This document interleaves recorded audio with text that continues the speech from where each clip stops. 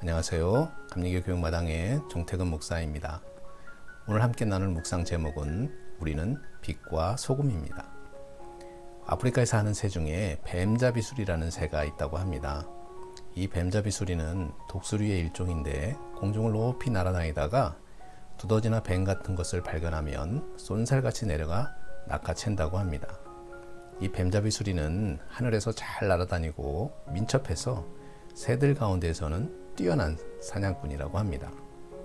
그런데 땅에서 먹이를 잡아서 먹고 있다가 다른 동물들의 공격을 받으면 날 수 있는 새이면서도 날지 않고 뛰어서 도망간다고 합니다.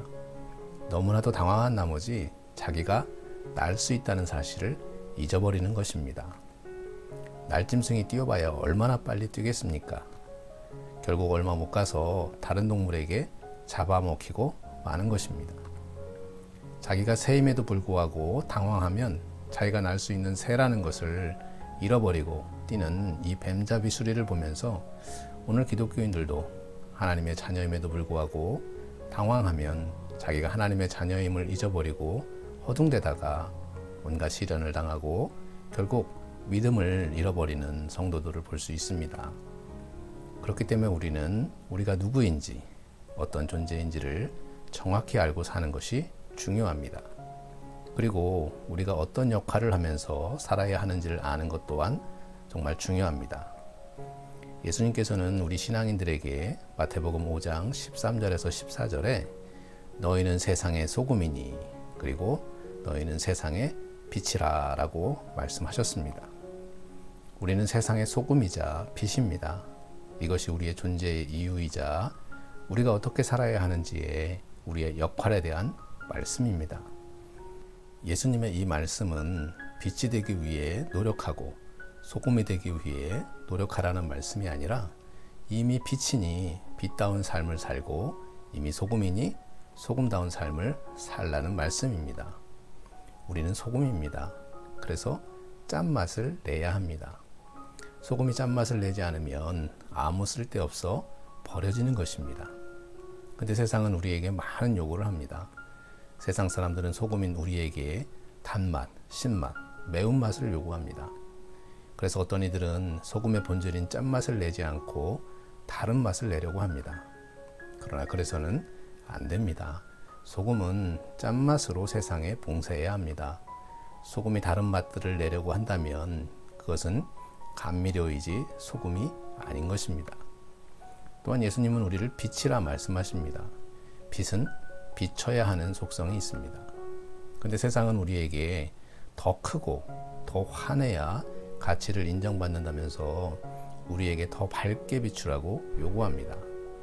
그러다 보니 작은 빛들은 스스로 움츠려들어서 자신을 감추려 합니다.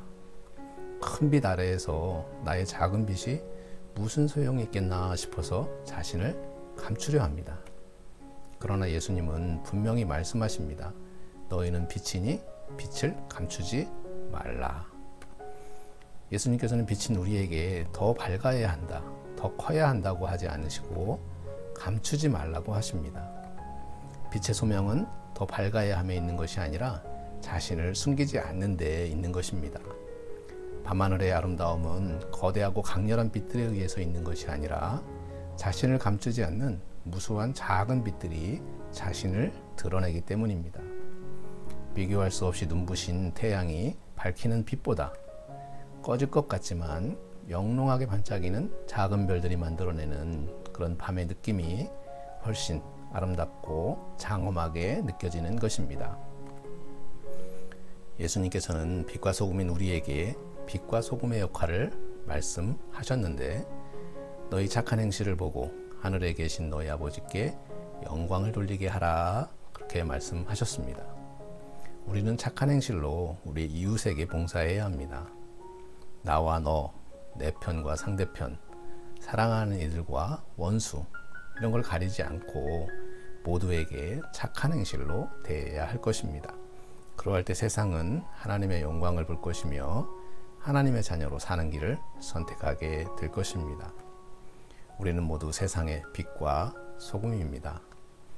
빛인 우리는 이제 그 빛을 숨기지 말고 언제나 세상을 향해 비추는 삶을 살아야 합니다.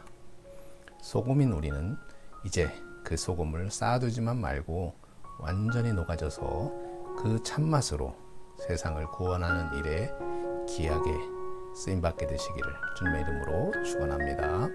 감사합니다.